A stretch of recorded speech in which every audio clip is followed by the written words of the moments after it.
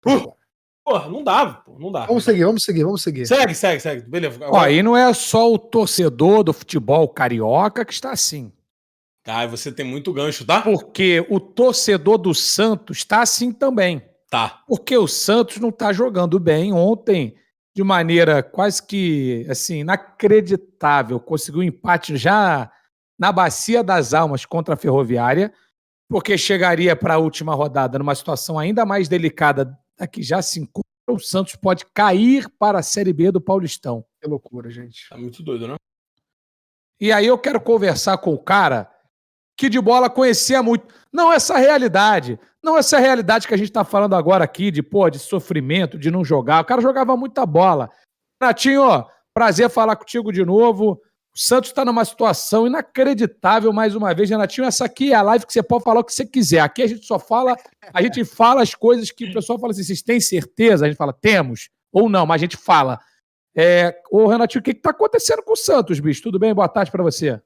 Boa tarde, prazer estar falando aqui com vocês. Cara, eu também não sei, segundo ano seguido, né, que o Santos vai para a última rodada brigando para não cair. Esse ano é um pouco diferente, porque o Santos pode se classificar também, né, dependendo do resultado do Santo André. O ano passado foi mais dramático, porque já foi confronto direto com o São Bento ali, e se perdesse, estava rebaixado, né? Mas é assim, um pouco preocupante em relação também da situação que o clube enfrentou nos últimos anos, né?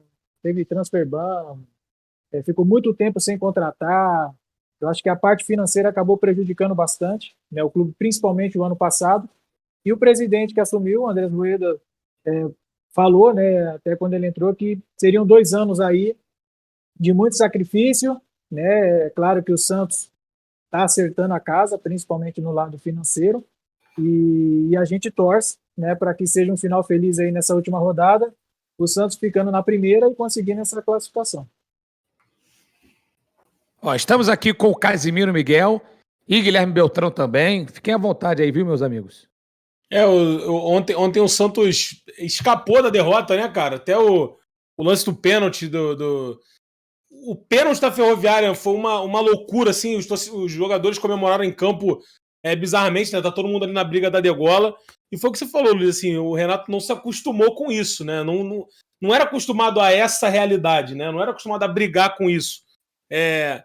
Mas como é que o que você acha que passa na cabeça do jogador, Renato? Assim, ali no momento uma rodada decisiva, uma rodada final, sabendo que tá acontecendo muita coisa, que o cara pode ser rebaixado e se classificar ao mesmo tempo, assim, tipo, concentra no jogo, pensa do lado de fora.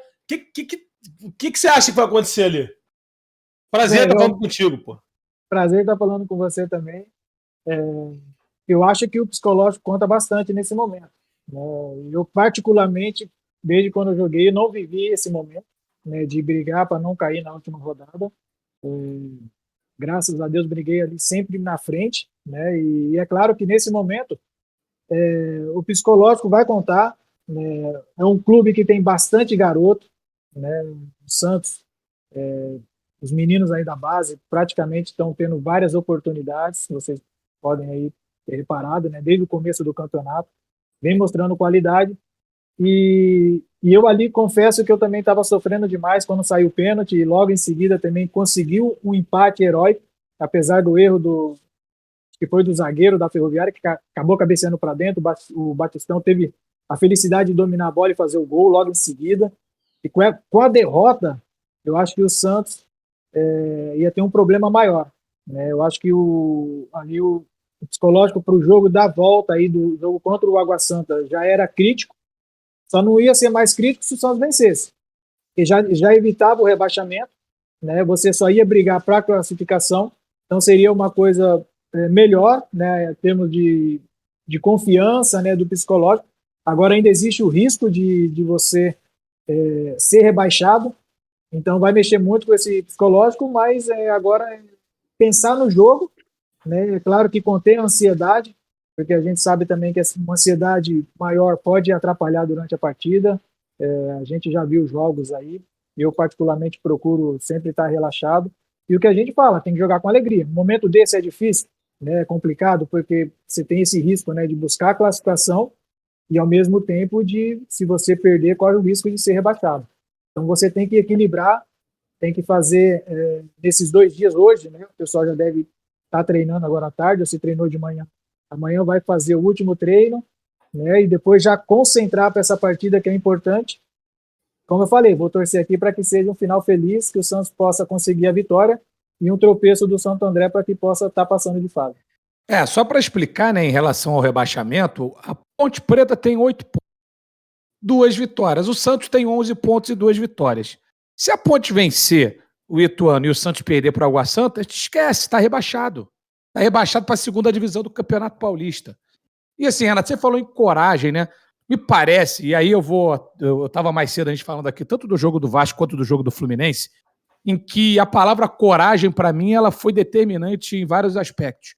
Porque enfrentaram, no caso do Flamengo, do Vasco, um time muito melhor que o Flamengo, mas o time enfrentou só para se defender. O Fluminense tinha vantagem, que jogar para se defender, faltou coragem. O que acontece nessa hora da pressão, que muitas vezes, sem a perna trava, o time não consegue jogar, é uma pressão que vem de todos os lados. Como é que você consegue estimular essa coragem para jogar no momento de pressão, Renato? Olha, eu passei acho que algo similar, né? Eu vou pôr um pouquinho mais lá no Sevilha, quando a gente jogou uma Supercopa da Europa contra o Barcelona. Né? Vocês vão lembrar o título do Barcelona com o Ronaldinho Gaúcho, né? O gol do Belletti contra o Arsenal. E a gente ganhou a UEFA, né? A antiga Europa League. Vamos jogar essa Supercopa, o favorito era o Barcelona, né? Sem dúvida nenhuma, o azarão era o Sevilha. E nós fomos para esse jogo aí em Mônaco. Cara, nós tivemos, acho que 29% de posse de bola, coisa assim, foi algo também surreal. O Barcelona, naquela pressão típica do Barcelona, né? E a gente ganhou o jogo 3-0. Deitaram no Barcelona? Não, nós não deitamos no Barcelona. Gol de quem, Renato? Nesse jogo aí, você sabe? Quem fez? O primeiro foi meu. Tá. Não, só para tirar essa dúvida. Foi meu, né? Deu passe pro Luiz Saviani, ele acabou chutando, deu rebote, eu fui feliz, acompanhei a jogada. Só que nós somos, acho que 4 vezes no gol do Barcelona e nós fizemos 3 gols. Então, acho que a gente entrou num propósito, lógico, de segurar o Barcelona. A gente estava jogando um pouco atrás, tanto para vocês naquele jogo, a gente deixava livre o Puyol. Cara, era incrível. O Puyol no jogo, acho que foi o cara que teve com mais posse de bola, foi o Puyol. A gente era nítido, a gente deixava a saída com ele, porque era o jogador que não tinha tanta técnica em relação ao Rafa Marques, que era o outro zagueiro, então a gente deixava sempre com o Puyol. E eu acho que nesses jogos, tanto o Vasco como o Fluminense, né, o Vasco, apesar que vai ter mais um jogo, o Fluminense já era o jogo de volta, já tinha uma vantagem, né, o Fluminense, consideravelmente uma vantagem, a gente vai falar assim, boa, porque poderia perder de 1 gol, né, mas eu acho que a coragem que você frisa, né, tanto o lado do Fluminense como do Vasco, é de atacar também. Você não pode ficar passando o tempo todo sem você agredir o adversário. Até porque vai chegar uma hora que fica ali martelando. Uma hora, pô, acaba entrando ali no gol, não tem jeito. Se você sofrer muita pressão, você tem que ter uma hora ou outra atacar e mostrar e falar, olha, nós estamos aqui, vamos jogar também um pouquinho. Né? Tem que ter essa coragem, essa atitude, né, de poder marcar um pouquinho melhor, né, quando sair com um toque de bola melhor, né, sair de uma pressão, tanto o Flamengo, eu acabei vendo um pouquinho mais do jogo do Fluminense no final, né, acabei depois olhando os pênaltis também, então não é questão de abdicar, o Fluminense teve uma oportunidade lá também, né, com o menino no contra-ataque, acabou finalizando, o goleiro foi feliz de tirar com o pé, se faz o gol, o Fluminense estava classificado, sem dúvida nenhuma, acho que o Olímpia não ia conseguir reagir. E o Vasco vai ter mais um jogo, né? É um clássico difícil. O Flamengo ganhou numa bola parada, poderia ter feito alguns outros gols, sim. Eu acabei vendo um pouquinho também do segundo tempo, o lance do Marinho, que a bola sobrou para ele chutou cruzado, a bola foi fora. Mas o Vasco pode buscar também numa bola parada um gol, pode igualar a semifinal. E o Fluminense, eu acho que ele acabou dentro da vantagem que ele tinha de jogar um pouquinho mais, porque o Fluminense é um time experiente, não é um time de garoto só. Tem jogadores experientes que já jogou a Libertadores, então eu acho que faltou um pouquinho né? Acabou ficando um pouco mais difícil também com a expulsão do Nino, né? Isso a gente viu ali no jogo, já tinha uma pressão. Eu acho que se o Nino não é expulso, o Fluminense ainda acho que consegue segurar o resultado. Eu acho que ia sofrer, né, como estava sofrendo, mas com um a menos acabou sofrendo mais ainda, né? Eu acho que são coisas do futebol, mas que sirvam de lição. Eu acho que quando a gente sofre uma pressão muito grande, tem que uma hora parar, opa, nós temos que atacar também, tem que mudar a mentalidade do jogo ali em si, né? Os jogadores, principalmente os mais velhos, olha, temos que atacar, vamos mudar um pouquinho, sobe um pouco a pressão, não vamos ficar tão recuado, porque senão, como eu falei, se ficar todo o tempo recuado, só se defendendo, uma hora o pessoal acha o gol. 3h30 da tarde no sábado, Belt. É pressão pra cima do Santos se salvar ou até se classificar, hein, Belt? É isso. E Renatinho, prazer falar contigo, cara. Como é que é também acompanhar, você que já esteve lá dentro em várias decisões pelo Santos, como é que é o lado agora de torcedor também, né? Como é que é a expectativa pro jogo também? Você acha que vai ser apesar da situação ser delicada, o Santos consegue tranquilizar aí e não correr esse risco? E como é que vai ser assistido da arquibancada ou de casa, né, esse jogo como A torcedor? transmissão vai fazer com a gente, vai estar com a gente exatamente, transmitindo. mas vai estar ali torcendo, né, pelo Santos. Eu fico torcendo, a gente sofre, né? Porque eu já não posso entrar ali e fazer um gol de cabeça, né? Chutar uma bola de fora da área, porque às vezes a gente está ali, tipo, fala, chuta, né? A gente fica torcendo. Aí o pessoal tem uma outra. É porque a gente, assim, quando você está de fora, né? Você imagina várias coisas que poderiam acontecer dentro de campo, mas ali são frações de segundo, né? A bola vem, o atacante já sabe que, eu vou chutar de primeira.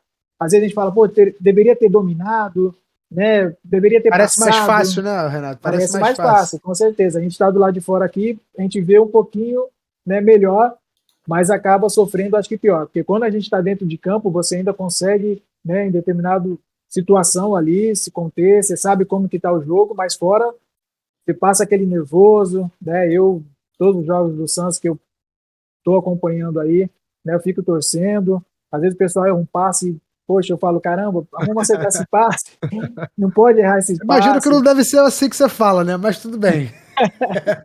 A gente às vezes exagera um pouquinho, né, passa, mas eu fico nervoso também. Agora, como torcedor, não tem como, né? A gente torce pro melhor, mas o nervosismo aparece. Ô, Renato, deixa eu te perguntar uma coisa assim. Eu sempre falo aqui que time do tamanho do Santos, time não pode se contentar só em sobreviver em Campeonato Brasileiro, em sobreviver em Campeonato Paulista. É time de ganhar título. Claro que tudo tem o seu momento, né? A gente sabe que hoje o futebol brasileiro ele vai ser, ou está sendo dominado por Flamengo, Atlético e Palmeiras, mas a gente está falando do Santos Futebol Clube, pô, que é uma das maiores instituições do futebol mundial. E, pô, não parece que no futuro breve o time vai voltar a lutar por títulos. Como é que começa esse processo de mudança? Como é que o jogador se relaciona em um momento desse, o torcedor? Dá para aceitar ficar tanto tempo assim longe dos grandes holofotes e tá meio que sem perspectiva de voltar a poder lutar contra esses times no futuro breve? Então, não dá, até porque o último título que o Santos teve, né, até agora, que foi 2016 do Paulista, eu estava jogando, né? Eu fui campeão. Espero que o pessoal já seja o mais breve possível tirar esse jejum aí, né, que possam voltar a ser campeão. Mas como você frisou, o tamanho do Santos, cara, é que é gigante, é gigante. Eu falando assim, né, parece como que eu sou torcedor do Santos desde pequeno, mas eu joguei lá fora com Sevilha, a gente viajava para vários lugares do mundo, e você fala o momento Santos, eles já falam Pelé. Ah, Santos e Pelé. Então, cara, o Santos é reconhecido mundialmente, não tem como negar. O tamanho do Santos é muito grande. E é claro, você quando veste essa camisa pela responsabilidade que tem que entrar para vencer, como você falou. Eu agora não posso também acertar para vocês e falar assim, olha, ano que vem vai ser campeão, vai bater de frente. Né, com o Palmeiras, Atlético, Flamengo, que hoje, teoricamente, os três ali são os que têm um pouco mais de vantagem em relação ao poderio financeiro, né, elenco, os jogadores que estão que compõem o grupo, né, desses três times. Eu acho que eles saem na frente, mas no futebol tudo pode acontecer. Eu acho que eu já participei aqui lá atrás também de times com grupos, com jogadores de seleção, e a gente não se classificava. né? E depois fui tirar um Santos da fila, com os meninos da Vila, né? Vocês, eu acredito que alguns de vocês devem ter visto, né? Não é possível. Ô, Renato, eu tava sonhando com um título esse ano, pô. O Corinthians foi lá e ganhou do Fluminense na semifinal. Eu tava pensando em pegar você na final, Renato. Como é que eu não vi, pô? Pois é verdade.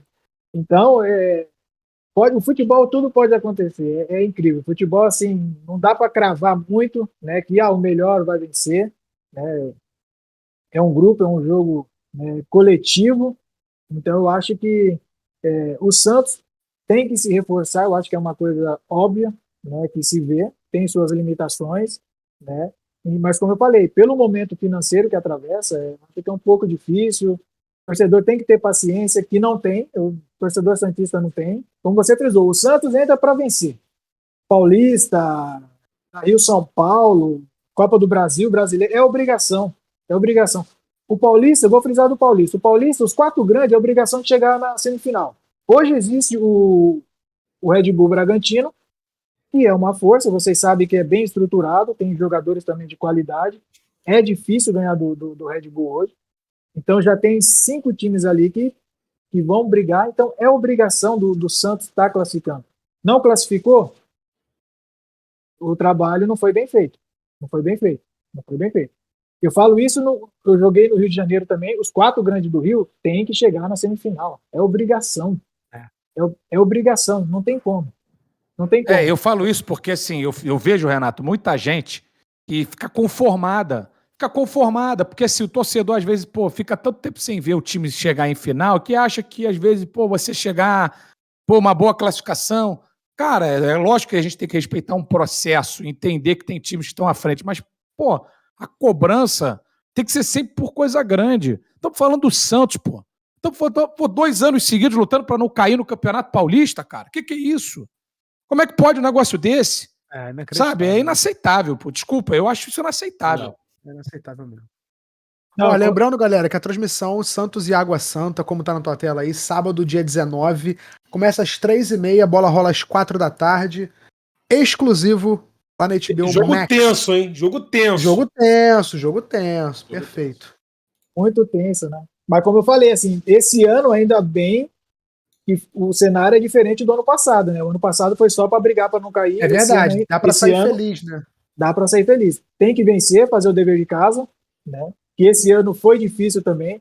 O Santos, para você ter uma ideia, se ganha esse jogo do Novo Horizontino, que acabou empatando com o último colocado, já estava com 12 pontos, 13, né? Porque acabou empatando. Sim.